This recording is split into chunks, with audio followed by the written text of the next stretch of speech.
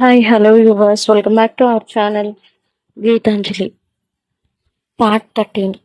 ఈ వీడియో మీకు నచ్చినట్టయితే దయచేసి మా ఛానల్కి సబ్స్క్రైబ్ చేయండి. ఇంకా ఇలాంటి మంచి వీడియోలు చూడాలంటే సబ్స్క్రైబ్ చేసి బెల్ ఐకాన్ కూడా ప్రెస్ చేయండి. అప్పుడు నేను కొత్త వీడియో పెట్టిన వెంటనే మీకు నోటిఫికేషన్ వస్తుంది. మీ సపోర్ట్ నాకు చాలా ముఖ్యం. మీరు సబ్స్క్రైబ్ చేస్తే నాకు ఇంకా మంచి వీడియోలు చేయడానికి ప్రోత్సాహం వస్తుంది. కాబట్టి ఇప్పుడే సబ్స్క్రైబ్ చేసి మా ఛానల్కి సపోర్ట్ చేయండి. ధన్యవాదాలు. ఇక స్టోరీలోకి వెళ్ళిపోదాం. ఫేస్ వాష్ చేసుకుని వస్తున్న గీతను చూసి అప్పుడే గీత ఇంతకు ముందు కౌంటర్ దగ్గర పెట్టిన అమ్మాయి కంగారుగా వచ్చింది. అలా కంగారుగా రావడంతో ఏమైంది, కొంచెం టెన్షన్గా. వాళ్ళకి నువ్వే కావాలంట. అసలు నేను చెప్పినా చూపించినా వద్దు అని అంటున్నారు. నాకు భయం వేసింది, అందుకే నీ దగ్గరికి వచ్చాను. తొందరగా నువ్వు వాళ్ళకి చూపిస్తే బాగుంటుంది. అసలే మన మేనేజర్ గురించి నీకు తెలుసు కదా అని అనడంతో చిన్నగా తల ఊపింది తెలుసు అన్నట్టు. వెంటనే ఒక నిట్టూర్పు విడిచి తన కౌంటర్ దగ్గరికి వెళ్ళింది గీత. వస్తున్న గీతనే కన్నింగ్ స్మైల్తో చూస్తూ ఉండిపోయాడు రిషి. ఇప్పటి నుండి అసలైన జలసి అంటే ఏంటో నీకు చూపిస్తాను గీత. నన్ను వదులుకొని ఎంత తప్పు చేసావో చూపించకపోతే నా పేరు రిషిని కాదు అని మనసులో అనుకొని పక్కనే ఉన్న తన వైపు చూసి, డార్లింగ్ ఈ చీరను సెలెక్ట్ చేసుకో అని అనడంతో, నువ్వు చెబితే ఓకే డియర్ అని తన అక్కడ ఉన్న డ్రెస్సింగ్ రూమ్ వైపు వెళ్ళింది ఆ అమ్మాయి. వెంటనే రిషి కూడా వెనక్కి వెళ్ళాడు. అదంతా చూసిన గీత గుండె పిల్లేసినట్టు అనిపించింది. తెలియకుండానే కళ్ళంటే కన్నీరు జరజర రాలిపోతుంటే తన డ్రెస్సింగ్ చూసుకుని రూమ్ లో రిషి కూడా వెళ్ళడంతో కోపం వచ్చింది గీతకి. కానీ తను ఎదిరించలేదు కదా. ఇప్పుడు అక్కడే చూస్తూ ఉండిపోయింది. బాగా తలనొప్పి కూడా వచ్చింది. వెంటనే అక్కడ ఉండలేక తన బ్యాగ్ తీసుకొని అక్కడే తన మేనేజర్ ఉండడంతో, నాకు తలనొప్పిగా ఉంది, నేను ఈ పూట రెస్ట్ తీసుకుంటాను. వాట్ ఈస్ దిస్ గీత? కస్టమర్ని అలా మధ్యలో వదిలి వెళ్ళిపోతాను అంటే ఎలా ఒప్పుకుంటాను అనుకున్నావు అని కోపంగా అరిచాడు తన మీద. సార్ ప్లీజ్, నాకు భరించలేనంత తలనొప్పిగా ఉంది. నేను ఇంటికి వెళ్తాను. ఈ ఒక్కసారి క్షమించండి. కావలిస్తే ఎక్స్ట్రా డ్యూటీ చేస్తాను. ఇంకా తనని ఇబ్బంది పెట్టలేక సరే ఓకే వెళ్ళు, కానీ రేపు త్వరగా రావాలి అని అనడంతో సరే అని చెప్పి అక్కడి నుండి కంగారుగా వెళ్ళిపోయింది. అలా వెళ్ళిపోతున్న గీతని అప్పుడు డ్రెస్సింగ్ రూమ్లో నుంచి బయటికి వచ్చిన రిషి చూశాడు. కన్నింగ్ స్మైల్లో ఆ అమ్మాయి ఎందుకు వెళ్ళిపోతుంది అని మేనేజర్ని అడిగితే, తనకి కొంచెం తలనొప్పి ఉందండి సార్, కావాలంటే నేను మీకు సారీస్ చూపిస్తాను. ఎందుకు వెళ్ళిపోతుంది అని మేనేజర్ని చూసి అడిగితే, తనకి కొంచెం తలనొప్పిగా ఉందంటే సార్, కావాలంటే నేను మీకు శారీస్ చూపిస్తాను అని అనడంతో, ఏం అవసరం లేదు, రేపు ఏ టైంకి ఓపెన్ అవుతుంది అని అనడంతో, షార్ప్గా 9కి ఓపెన్ అవుతుంది సార్ అని వినయంగా చెప్పాడు ఆ మేనేజర్. ఓకే, మేము అప్పుడే వస్తాం కదా డార్లింగ్ అని తన చేతిలో పట్టుకొని కార్లో వెళ్ళిపోయాడు. ఇంటికి వచ్చిన గీతకి మనసులో లేదు. రిషి తన నుండి ఏం ఎక్స్పెక్ట్ చేస్తున్నాడో అర్థం కావడం లేదు. తన మీద ప్రేమ ఉందంటే ఇంకొక అమ్మాయితో కనిపించాడు. పోనీ కోపం ఉందంటే తనతో కూడా అసలు మాట్లాడటం లేదు. అక్కడే ఉన్న సుశీల గారు వచ్చి, ఏమైంది, ఎందుకు ఇంతలా టెన్షన్ పడుతున్నావు అని అనడంతో, ఏమీ లేదు పిన్ని, నాకు నాకు తలనొప్పిగా ఉంది, కొంచెం పడుకుంటాను. అదేంటి, ఏమి తినకుండానే పడుకుంటావా? చెప్పా కదా పిన్ని, నాకు ఆకలిగా లేదు అని.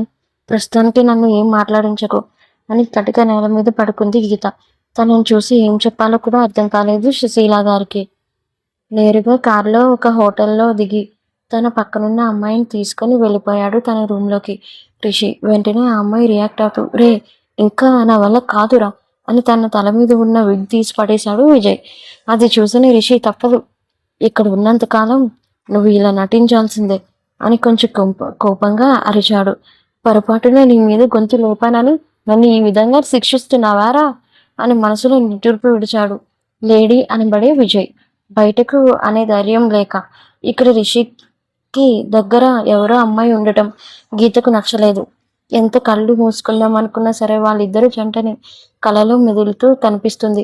కోపం వచ్చింది గీతకి, కానీ తను ఏం చేయలేదు కదా. అసహనంగా అనిపించి పడుకోవడానికి ప్రయత్నం చేసింది.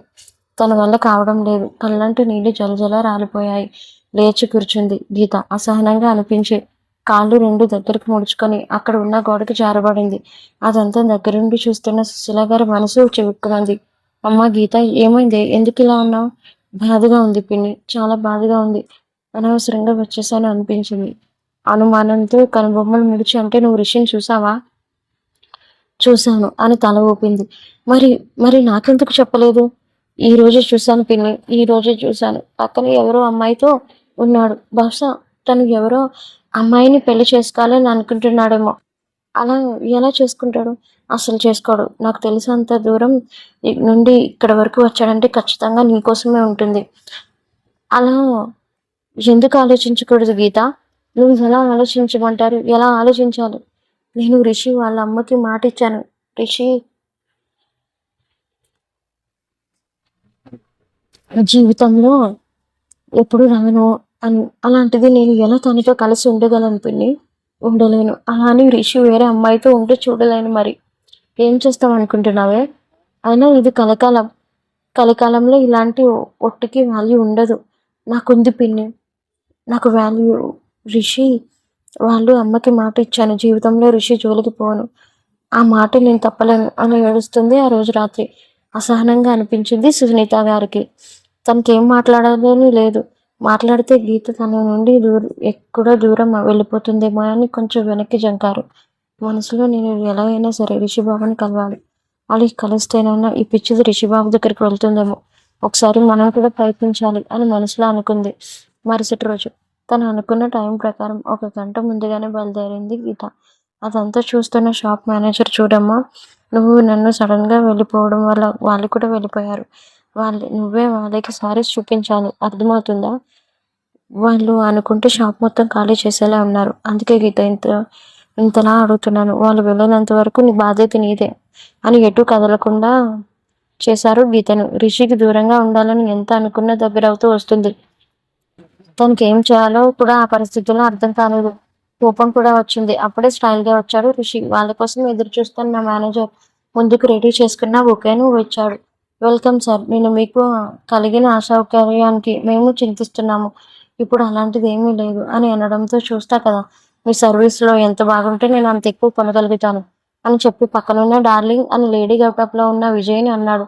ఏంటి డార్లింగ్ అని కీచుగొంతుతో అని చనువుగా రిషి బుధం మీద చేతిని వేసింది. నిన్న సగంలో ఆపేసిన శారీ షాపింగ్ ఇప్పుడు చేయి డార్లింగ్ అని చనువుగా గీత ముందే వెళ్ళాడు. ఈసారి గీతకి బాధ లేదు, కోపం వచ్చింది. రిషి పక్కన ఉన్న ఆవిడ కావాలని రిషి భుజం చుట్టూ చేతిని వేసినట్టుగా అనిపించింది. ఉడికిపోయింది గీత. రిషి డార్లింగ్, నాకు చీరలు అంటే చాలా ఇష్టం. నిన్న ఈ వర్కర్ మధ్యలో వదిలేసింది. ఇప్పుడు కానీ ఈ వర్కర్ కానీ అలా చేసిందంటే మనం ఈ షాప్కి ఇక్కడి నుంచి వెళ్ళిపోదాం డార్లింగ్. ఆల్రెడీ చెప్పాను బేబీ, ఈ విషయంలో ఎలాంటి చింత లేదు అని మేనేజర్ వైపు చూస్తే అడుగుతుంటే, ఈ అమ్మాయిని మీకు చూపిస్తుంది. ఏం గీత, చూపిస్తావా లేదా? కష్టంగా చూపిస్తాను అని తలని కిందకు దించుకొని అంది గీత. అలా చెప్పిన గీతని చూస్తూ కష్టంగా అనిపించింది లేడీ గెటప్లో ఉన్న విజయ్కి. గీత అలా సారీస్ చూపిస్తుంటే తన ముఖం కవలికలను గమనించాడు రిషి. ఇది మొన్ననే చెన్నై నుంచి వచ్చింది సార్, మేడం చాలా బాగుంటుంది అని ముభావంగా చెప్పి ఒక డిగ్నేటెడ్గా బిహేవ్ చేస్తుంది. చాలా బాగుంటుందని మీకు ఎలా తెలుసు? అది కట్టుకుంటేనే కదా తెలిసేది. అయితే వెళ్ళి మేడంని కట్టుకొని రమ్మని చెప్పండి అని పక్కకు చూసి అంటుంటే, పక్కనే ఉన్న విజయ్, వాట్ బేబీ, నేను కట్టుకోవాలా? నువ్వు కావలిస్తే అమ్మాయిని కట్టుకోమని చెప్పు.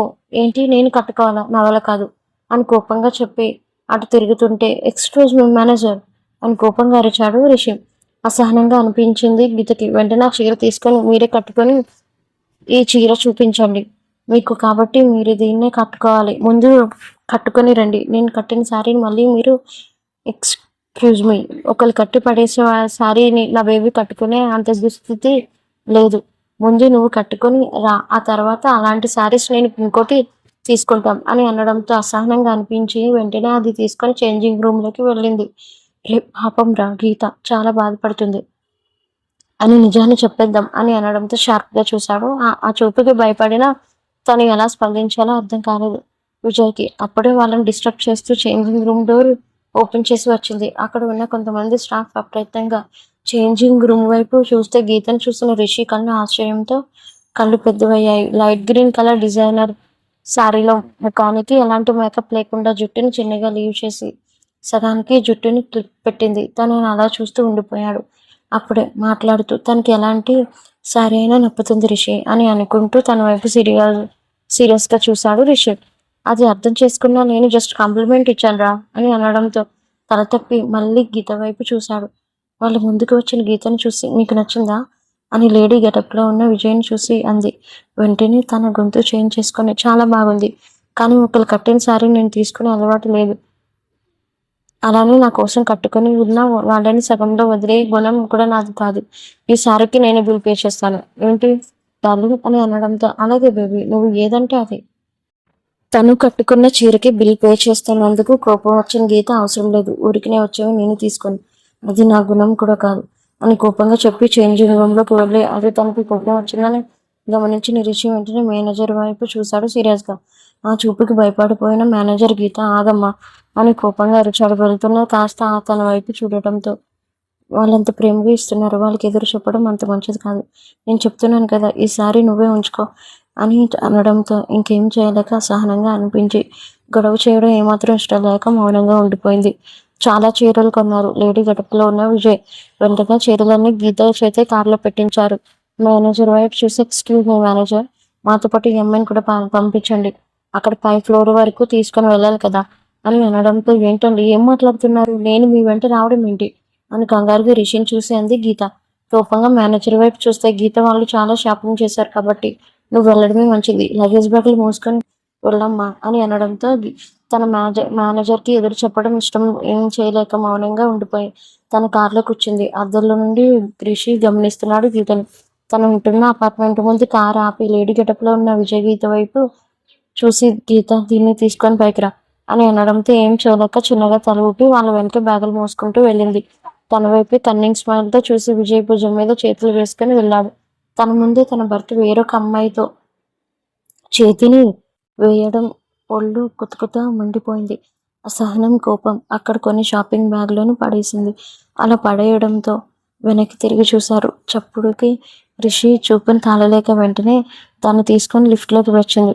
చేతులు చారుతున్నాయి మిస్, అసలు నా బేబీకి ఎంతో ఇష్టంగా కొన్నవి నువ్వు అలా పడేస్తావు చెప్పు, లేదంటే నీ జాబ్ ఉండాలని లేదా.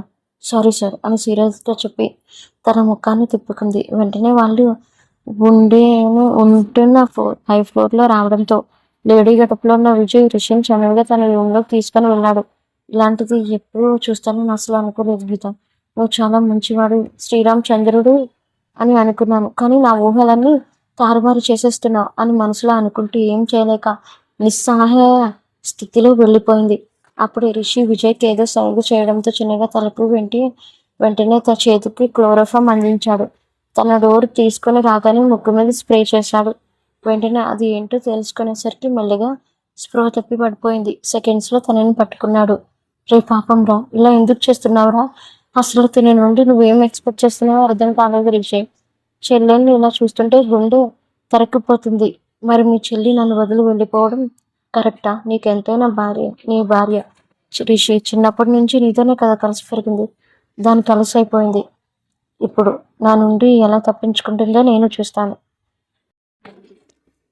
తనని 2 చేతులతో ఎత్తుకొని ఇంకో రూమ్ వైపు తీసుకొని వెళ్ళి డోర్ని గడియపెట్టి తనని బెడ్ మీద పడుకున్నాడు. రిషి అలా పడుకోవడంతో అప్రయత్నంగా తన ముఖ అరవిందాన్ని చూశాడు. అస్తమానం ఏడుస్తూ ఉండడం వల్ల చాలా బాగా పీకిపోయింది గీత ముఖం. తనని చూసి చాలా కోపం వచ్చింది. కానీ ఇది సరైన సమయం కాదు అని అనుకొని, నీ పని ఇప్పుడు కాదే, ముందు ముందు చెప్తాను, ఎంత ధైర్యం ఉంటే నన్ను వదిలి వెళ్ళిపోవడానికి నీకు ఎన్ని గుండెలే అని అనుకుంటూ తన స్పృహలో లేకుండానే తన స్పర్శ కావడంతో వెంటనే తన పెదవులను అందుకున్నాడు రిషి.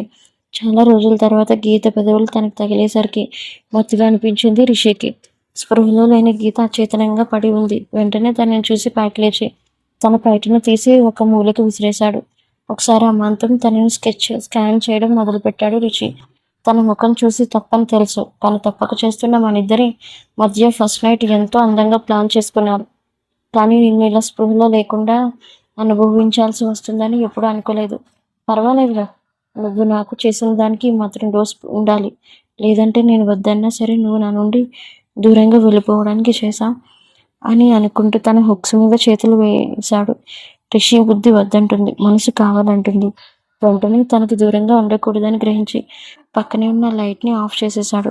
అప్పటికే టైం 6 అవుతుంది. మెల్లగా స్పృహలోని గీతని చూసి తన వెనక సైడ్ ఉన్న బుక్స్ని తీసి ఒక మూలని పడేశాడు రిషి. తన నుండి బట్టలు వేరు చేశాడు. అలా చేస్తున్నా సరే బుద్ధి ఒక పక్క నుండి వద్దు, తప్పు అని హెచ్చరిస్తుంటే మనసు మాత్రం నువ్వు ఇది చేయకపోతే ఖచ్చితంగా తన నుండి నీకు దూరం అవుతుంది, ఇది గ్యారెంటీ అని గుర్తు వచ్చింది. ఏదైతే అదే అయ్యింది అని అనుకుంటూ ఎన్ని రోజులు పడిన నరకానికి విముక్తి లభించినట్టుగా తనని వదలాలనిపించలేదు రిషికి. స్పృహలో లేని గీతకి ఏదో జరుగుతుంది తెలియటం లేదు. తన నడుమును సవరిస్తూ ఎత్తు పల్లాలను మర్దనా చేస్తూ తన పెదవులను వీడకుండానే తన బట్టలు వేరు చేసి ఇద్దరు పసిపిల్లల్లా మారిపోయారు. స్పృహలో లేని గీతకు ఏదో జరుగుతుంది అని మైండ్ హెచ్చరిస్తుంది. కానీ శరీరం దానికి సహకరించడం లేదు. మత్తులో ఉన్నా సరే తనకి ఏదో జరుగుతుంది. కొంచెం కొంచెం అర్థం అవ్వడంతో కళ్ళలో నుండి కొసరు జారిపోతున్నాయి. మెల్లగా తన నుండి తన వైపు చూశాడు రిషి. వెంటనే తనలోకి ప్రవేశించాడు. జలజల రాలిపోతున్నాయి తన కంటి నుండి కన్నీరు. తనని చూసి కనికరించకపోగా శారీరకంగా తనని లొంగ తీసుకున్నాడు Rishi. Finally you are mine Geetha, ఇక నుంచి నేను ఎవరూ కాపాడలేరు అని అప్పటికే ఆలస్యం రావడంతో పక్కకి ఒరిగిపోయాడు.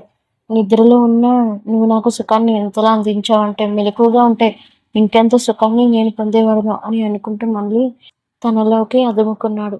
సుమారుగా 2 గంటల తర్వాత తను మీద నుండి పక్కకి లేచి తన గుండెల మీద ముఖాన్ని పెట్టుకున్నాడు రిషి. మత్తుగా అప్పుడప్పుడు వదలడంతో మెల్లగా కళ్ళు తెరిచి చూసింది గీత. ఎదురుగా తిరుగుతున్న ఆ సీలింగ్ ఫ్యాన్ కనిపించింది. ఒళ్ళు మొత్తం పచ్చి పుండులా అనిపించి ఆ క్షణం ఎందుకింత పెయిన్ వస్తుందో అర్థం కాలేదు. మెల్లగా లేచి కూర్చుందామని పైకి లేస్తుండడంతో తన ఒంటి మీద బట్టలు లేకపోగా తన ఓన్లీ దుప్పటి మాత్రమే ఉండటంతో అనుమానంతో తన బొమ్మలు ముడుచుకున్నాయి గీతవి.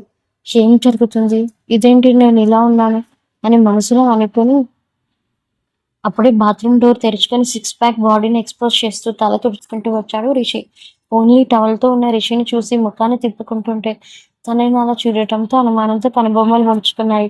వెంటనే తన వైపు కంగారుగా చూసి పొత్తు కడుపు నొప్పిగా ఉంటే ఏదో జరిగిందని తుచాయిగా అర్థమైంది. ఎదురుగా ఉన్న గీతను చూస్తూ అప్పుడే వచ్చాడు రిషి. తనని చూస్తూ అక్కడే ఉన్న చైర్లో కూర్చున్నాడు. ఏం జరిగింది, వణికితేనే గొంతుతో ఉంది. ఏం జరిగిందో నువ్వు అనుకుంటున్నావు మిస్ గీత? కష్టంగా కళ్ళు మూసుకుంది గీత. ఎప్పుడు తనని అంచు అంచు అని పిలిచేవాడు. ఇప్పుడు గీత అంటే తీసుకోలేకపోతుందేమో తెలీదు. బట్టలు కూడా లేవు. నువ్వేమైనా అన్న మాట పూర్తి కాకముందే నిన్న రాత్రి మన ఇద్దరం ఒకటయ్యాం. ఆ మాట వినడంతో ఏం మాట్లాడుతున్నావు రిషి? కంగారుగా ఉంది. నిజంగా నేను మన ఇద్దరం ఒకటయ్యాము. ఇన్ఫాక్ట్ నేను నిన్ను చాలా నీలో ఉన్న అందాలని అన్నీ చూసేశాను తెలుసా అని తన వైపు చూసి అంటుంటే కోపం వచ్చిన గీత, ఎందుకు ఇలా చేశావు?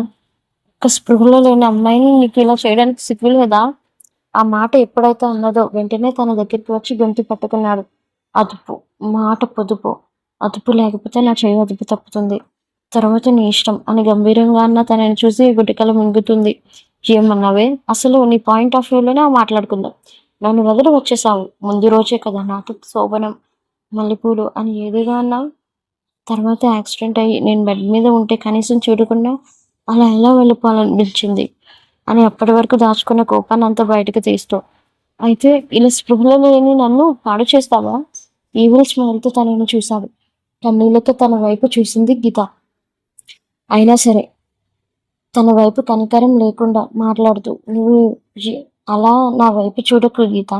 ఒకసారి నేను చెప్పేది వినడానికి ప్రయత్నించు అని తన కళ్ళల్లోకి డీప్ మీనింగ్ వచ్చేలా చెబుతుంటే కష్టంగా కన్నీరుని ఆపుకుంటే తన వైపు చూసింది. నేను అలా యాక్సిడెంట్ అయ్యి అచేతనంగా పడి ఉంటే నువ్వు నాకు ఇంకా స్ట్రాంగ్గా నిలబడాలి. అంతేకాని నువ్వే చేశావు. ఏకంగా నన్ను వదిలి విడాకులు ఇచ్చి వెళ్ళిపోయావు అని తన వైపు తలదించుకొని ఉంటుంటే, ఇటు చూడవే ఎందుకు అంతలా తలదించుకుంటున్నా? నేను ఒక్కసారి చెప్పింది విన్ను అని గట్టిగా అరిచాడు. దెబ్బకి ఉలిక్కిపడి తన వైపు భయంగా చూసింది. ఒంటి నిండా దుప్పటిని కప్పుకొని కన్నీగా నవ్వుతూ, నువ్వు చాలా అమాయకురాలు, నీకేమీ తెలియదు అనుకున్నాను కదా. నువ్వు అమ్మాయివి కాలేదు కదా, చాలా తెలివైన దానివి అని నొక్కి చెప్పాడు. దాంతో ఏం చెప్పాలో తెలియక గట్టిగా కళ్ళు మూసుకుంది. నేను నిన్ను పెళ్లి చేసుకున్నాను. నీకు మహారాణి లైఫ్ని ఇద్దామని అనుకున్నాను. కానీ నువ్వేం చేసావు? నా ప్రేమని కాళ్ళతో తన్నడమే పాటు నన్ను వదిలి వెళ్ళిపోయావు. అలా వదిలి వెళ్ళిపోయినందుకు బాధగా లేదు. కానీ వెళ్ళిపోయినప్పుడు కూడా నువ్వు వర్జిన్‌గా వెళ్ళడం నాకు ఇష్టం లేదు. అందుకే బలవంతంగా లొంగి తీసుకున్నాను ఊరి. రిషి, నువ్వు అలా మాట్లాడుకో. కష్టంగా ఉంది. నువ్వు చాలా మంచివాడు. ఈ మంచితనంతో కదా ఆడుకున్నా. అమ్మా బాబు అని అంటే విన్నావా? అయినా ఇదంతా నీకెందుకు చెప్తున్నాను ఇప్పుడు కూడా నాకు అర్థం కాలేదు. అవును, చెప్పడం మర్చిపోయాను కదా. త్వరలో నా పెళ్లి. దయచేసి నువ్వు మాత్రం రాకు అని అనుకుంటూ ఉండేదాన్ని. మళ్ళీ ఏం బుద్ధి పుట్టిందో ఏంటో రావద్దు అని నేనేంటి లేదు గీత, నువ్వు ఖచ్చితంగా నా పెళ్ళికి రావాలి. నన్ను ఇష్టపడి వచ్చిన అమ్మాయితో నేను పెళ్లి చేసుకోవాలని నువ్వు చూడాలి. అలా చూసి కుళ్ళి కుళ్ళి ఏడవాలి అని ఏడుస్తూ తన మాటలు భరించడం ఇష్టం లేక కదిలి వెళ్ళిపోతుంటే తన చేతిని పట్టుకొని లాక్కున్నాడు తన మీదికి. ఎందుకలా వెళ్ళిపోతున్నావు? నేను చెప్పేది ఇంకా పూర్తి కాలేదు, విను. నేను చెప్పేది మాత్రమే నువ్వు వినాలి. ఇప్పుడు నువ్వు ఎలా అయిపోయినా పర్వాలేదు. ఎందుకంటే 6 నెలలు నా దగ్గర పెట్టుకొని ఏం చేయకుండానే వదిలేసాడా అన్న మాట నాకు రావచ్చు కదా! ఇప్పుడు నేను నిన్ను అనుభవించేశాను తనివి తీరా. అందుకు నేను వదిలేస్తాను. అయినా రాత్రి నాకేమైనా సుఖాన్నిచ్చావే? ఇన్ని రోజులు నువ్వు నా పక్కన ఉండి కూడా ఎప్పుడూ తప్పుడు ఉద్దేశంతో చూడలేదు. కానీ ఫర్ ద ఫస్ట్ టైం అంటే తెలిసింది నీ వల్లే. సుఖం అంటే తెలిసింది నీ వల్లే. 6 నెలలు నేను ఎందుకు వేస్ట్ చేసుకున్నానా అనిపించింది. ఇంకా మెలకువలో ఉంటే ఇంకెంత సుఖాన్ని ఇచ్చేదానివో.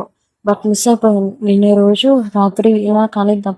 నీకు ఎప్పుడైనా బోర్ కొడుతుంది చెప్పు. నీకు ఎప్పుడైనా బోర్ కొడుతుందంటే చెప్పు. వచ్చి నీ కోరిక తీర్చి వెళ్ళిపోతాను అని అనడంతో తనని తోసేసి ఏం మాట్లాడుతున్నా అర్థమవుతుందా? ఇప్పుడు ఎవరితో ఎలా మాట్లాడాలో నాకు బాగా క్లారిటీ వచ్చింది. ప్రపంచంలో ఎవరి దగ్గర మోసుకొని నేను నీ దగ్గరే మోసపోయాను. నిన్ను చూస్తుంటే నాకు నిజంగా అసహ్యం ఇస్తుంది. కానీ నీ బాడీ ఇచ్చిన సుఖం నన్ను ఆపిస్తుంది. తన 2 చెంపలను అదుము పెట్టుకొని అంటుంటే ఆ స్పర్శ కూడా తను భరించలేనట్టుగా కళ్ళు గట్టిగా మూసుకుంది. వెళ్ళు, వెళ్ళి ఆ బట్టలు మూల ఉన్నాయి వేసుకొని రెడీ అవి వెళ్ళిపో. ఇక్కడ నుంచి మళ్ళీ నాకు కాబోయే భార్య, అదే నా బేబీ వచ్చిందనుకో తట్టుకోలేదు.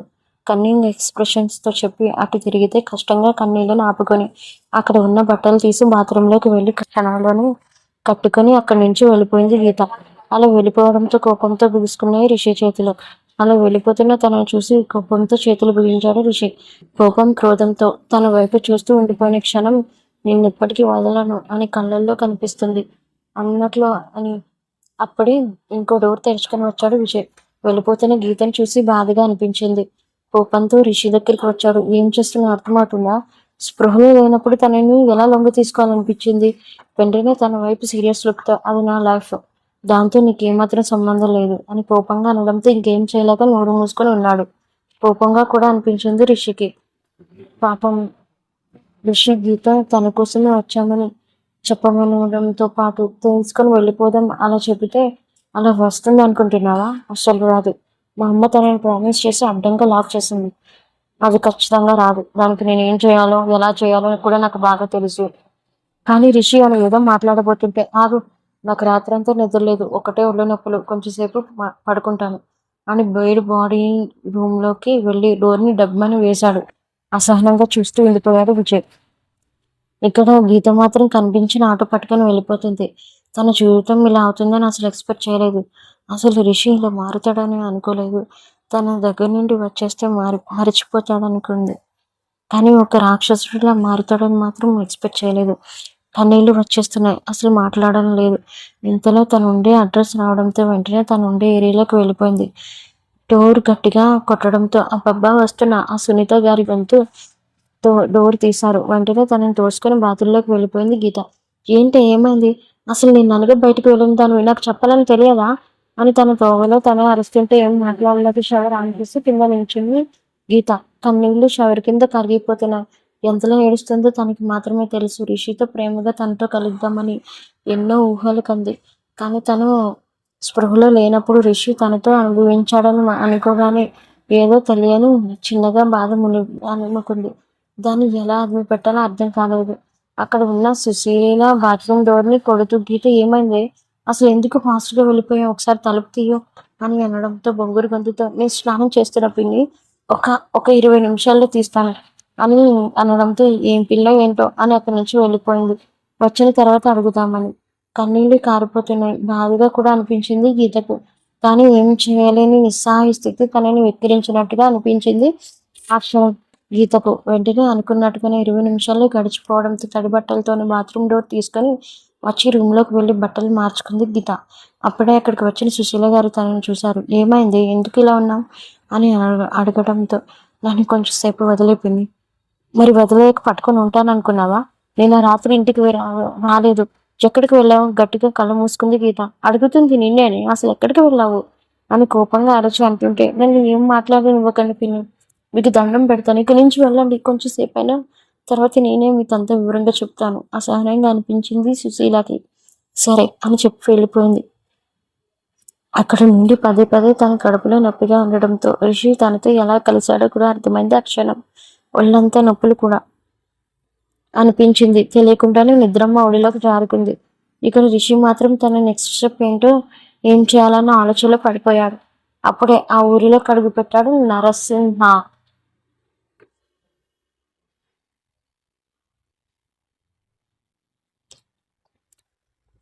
నన్ను నా ఆస్తులను సర్వనాశనం చేసిన ఆ రిషిని ఇప్పటికీ వదిలిపెట్టను.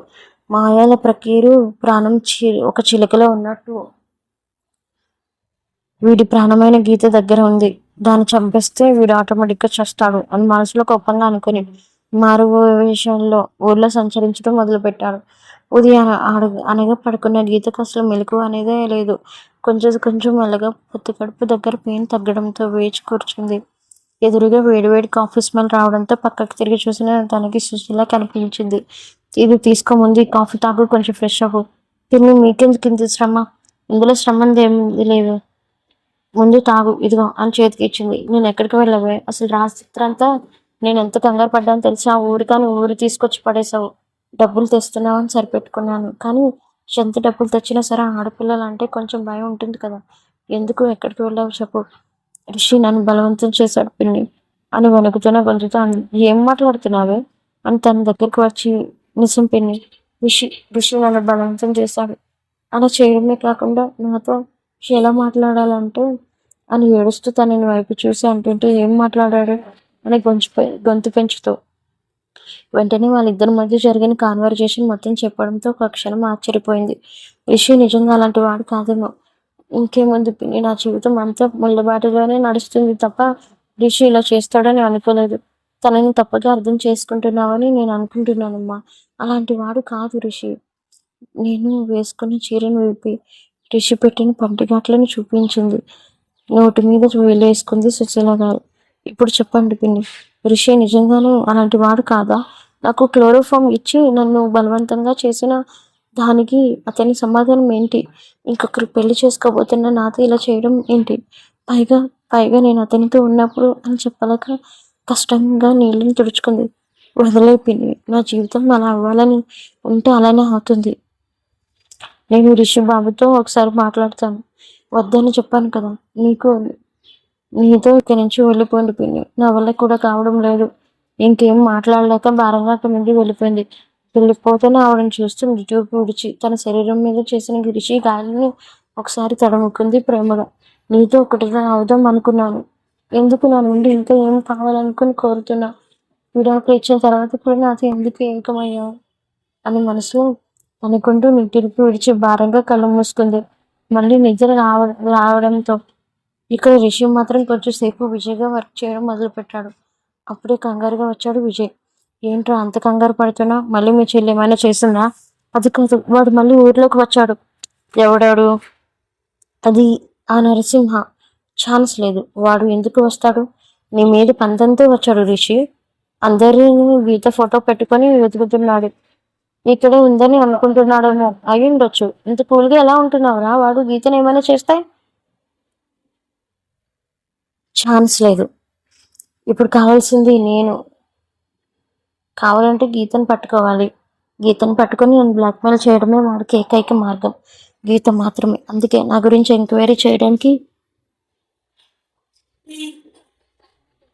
ఇలా అడ్డదారిలో వచ్చాడు. కొంచెం ఆశ్చర్యంగా అనిపించింది. గీత కదా వాడికి కావాల్సింది. నువ్వెందుకు కావాలి?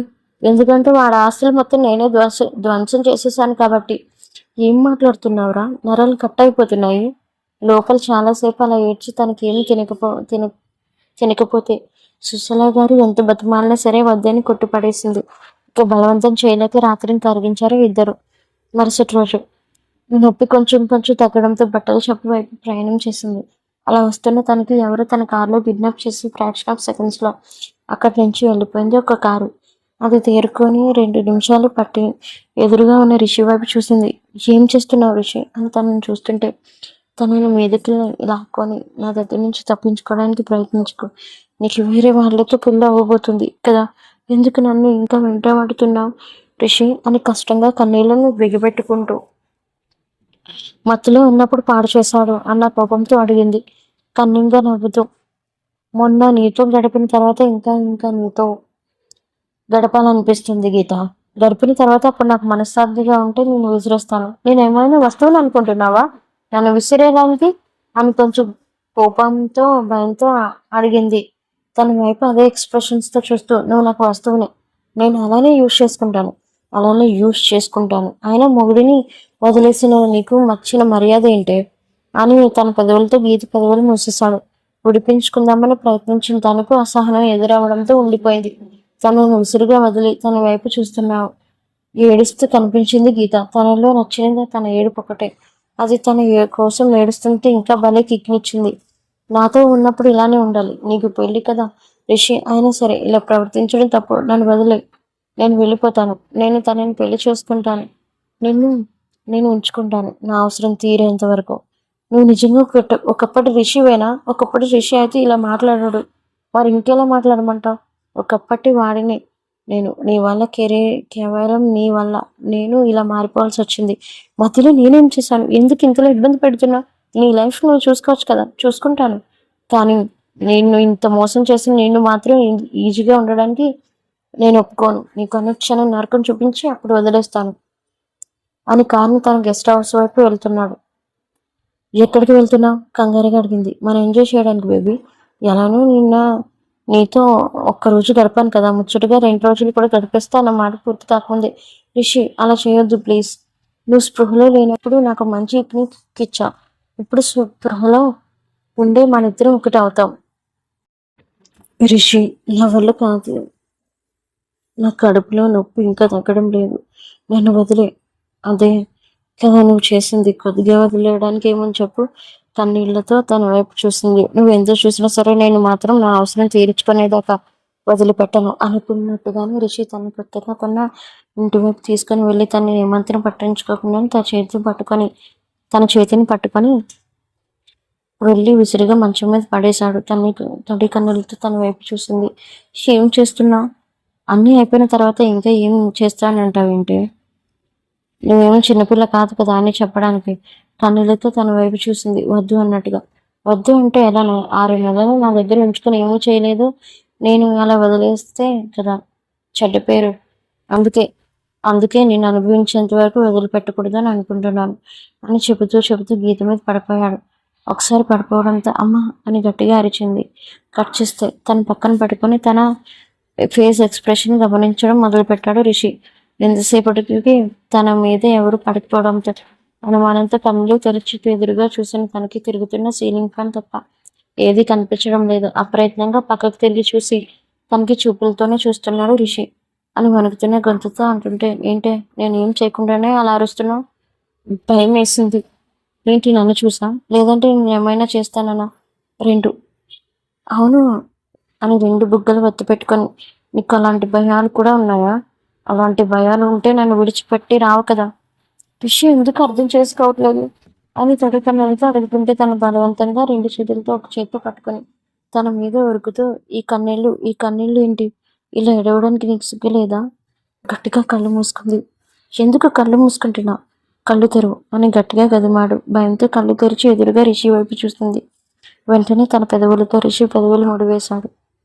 ఊపిరి ఆడుకు గింజుకుంటుంటే తన పెదవులతో ముడివేసి గట్టిగా నాలుకని కొరికి ఇంకా నొప్పిని కరిగిస్తూ మరోపక్క తన చీరకొంగుని తన మీద గాయాలు చేస్తున్నాడు. బదులని ప్రాధేయపడుతూ అడుగుతుంటే తన వైపు ఎర్రబడ్డ కళ్ళతో చూసి, నాకు నీలాంటి వాళ్ళంటే నిజంగా అసహ్యం. మాట ఒకటి చెబుతావు, ఇంకొకటి చూస్తాను. నువ్వు దేని గురించి మాట్లాడుతున్నావు అని అడుగుతుంటే తన వైపు కోపంగా చూస్తూ తన నడుముని బలి చేస్తూ, నేను దీని గురించి మాట్లాడుతున్నాను తెలియదా అని ముందుగానే బహిరంగమవుతున్న తన జాకెట్ పంటితో హుక్సులు తీస్తూ అంటుంటే కొంచెం బెదిరిపోయింది చెప్పాలి గీత. రిషి జరిగింది చాలు, దయచేసి నన్ను వదలను. ఏం చేస్తావే? ఏం చేయగలుగుతా? నేను తలుచుకుంటే నేను లేకుండా చేయగలుగుతాను, కానీ నేను అలా చేయను. ఎందుకో తెలుసా అని గట్టిగా అరిచాడు. భయంతో లేదు అన్నట్టుగా తలాడిస్తుంటే, బికాస్ నువ్వు ఇలానే ఏడవాలి, నాతో ఇలానే ఉండాలి. భయపడకు, రేపు నాకు పెళ్ళైనా సరే నేను ఉంచుకుంటాను. నీవేనా ఈ మాటలు? నా మాటలే నీ వల్ల ఇలా మాట్లాడించేలా చేస్తున్నాయి. నేను ఏది కావాలని చేయలేదు. చేయడం అయితే చేసావు కదా అని మునిపంటితో తన బుగ్గలను లాగుతుంటే గట్టిగా కళ్ళు మూసుకుంది. తనని తన నుంచి జాకెట్లు వేరు చేసి తను వేసుకున్న షర్ట్ని కూడా రిమూవ్ చేసి పక్కకు పడేశాడు. తన రెండు చేతుల్లోని ఒక చేతితో పట్టుకుంటూ తన ఇంకో చేతిని పని చెబుతున్నాడు. ఎప్పుడైతే తన నుండి బట్టలను వేరు చేశాడు, మౌనంగా ఉండిపోయింది గీత. తన అనుమతితో ఎలాంటి పని లేదు అన్నట్టుగానే తనలో కలిపేసుకుంటూ తనలో కలుస్తున్న కలయికని ఏమాత్రం ఆపకుండానే పెదవులతో ముడివేశాడు గట్టిగా. కష్టంగా కళ్ళు మూసుకుంది. తన ఫేస్ ఎక్స్ప్రెషన్ అన్నీ చూస్తూ ఈవిల్ స్మైల్తో, షేంటి నొప్పిగా ఉందా? కన్నీళ్లతో అవును అన్నట్టుగా తల ఊపింది. పర్వాలేదు, భరించు అని పెదవులతో మళ్ళీ జత చేసి తన ఎంగిల్ని మారుస్తూ పెదవులను చేస్తూ గుర్తురాని విధంగా వాటిని కొరికి పడేశాడు. ఉన్నట్టుండి సడన్ గా కదలిక వేగం తగ్గించి స్మూత్ గా కలవడం మొదలు పెడుతుంటే అప్పటి వరకు మొయలేని భారంగా అనిపించని తనకి ఒక్కసారిగా సుఖం పరిచయం అయినట్టుగా అనిపించింది. తన నుండి తెలియకుండానే వచ్చిన శ్వాస బయటకు విడిచింది. మెల్లగా సాగిన ఆ ప్రణయపు ముంగిళ్లతో చిరు చెమటలు తన ముఖాన్ని తడుపుతుంటే తెలియకుండానే తన పెదవులతో చెమటలు పట్టిన దగ్గర నాలుకతో తడిచేశాడు. మత్తుగా మునిగింది గీత. ఇంకా ఇంకా తనని సుఖంలోకి పరిచయం చేస్తుంటే గట్టిగా కళ్ళు మూసుకొని తనకు వెంటనే కన్నులు లూజ్ అయ్యి ఎదురుగా చూసిన ఋషిని చూసింది. మోహితాధ్వర్యంలో ఉన్న రిషి తన ఫేస్ ఫీలింగ్స్ ఏమీ గమనించకుండా తనతో కలవడం మొదలు పెడుతున్నాడు. ఉదయం మొదలెట్టిన ఆ ప్రణయపు శృంగారకేలి మధ్యాహ్నం ఆయన ఆపలేదు. సాయంత్రం ఎప్పుడో తనని వదిలి తన పక్కనే పడుకున్నాడు. అలసిన శరీరాలకే నిద్ర అవసరం అవడంతో తనని హత్తుకొని పడుకున్నాడు రిషి. సాయంత్రం 7 ఆ టైంలో మెల్లిగా మెలకు వచ్చింది గీతకు. ఏమైందని చూసిన తనకు తన పక్కన పడుకునే రిషి కనిపించడంతో అప్పటి వరకు జరిగిన వాళ్ళ కలయికను గుర్తు వచ్చింది. ఏ భావం లేదు తన ముఖంలో. వెంటనే తనని వీడి తీసుకొని అక్కడే ఉన్న బట్టల్ని వేసి మెల్లగా కట్టుకుంటుంటే ఎక్కడికి అని గంభీరంగా వినిపించింది రిషి వాయిస్. బట్ట బట్టలు వేసుకోవడానికి. ఇప్పుడు వాటితో నీకు అవసరమా? ఇంటికి వెళ్ళాలి కదా రిషి.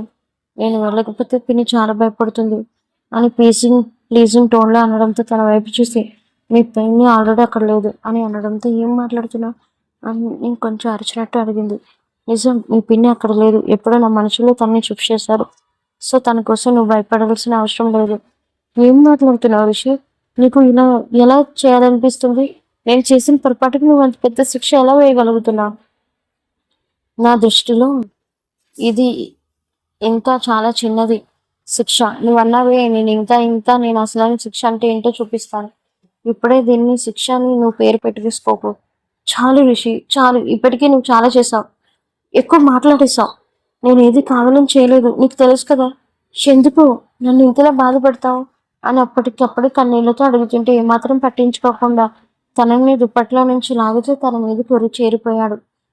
తన ఎద వీపుకు తగులుతుంటే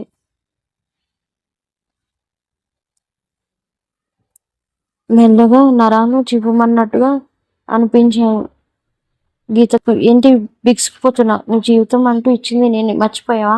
ఆ రోజు బీచ్లో కానీ నువ్వు నాకు కనిపించకపోయింటే నీ జీవితం మరోలా ఉండదు. ఫుట్పాత్ మీద అడుక్కునేదాన్ని. అర్థమవుతుందా అని రెండు బుగ్గలు బత్తి పెట్టుకుని అంటుంటే మెల్లగా వెతుల్ని పెట్టి ఏడుస్తుంది గీత. ఇంకా ఉంది. కామెంట్స్ మాత్రం మర్చిపోకండి. And please to subscribe my channel. Thank you for watching.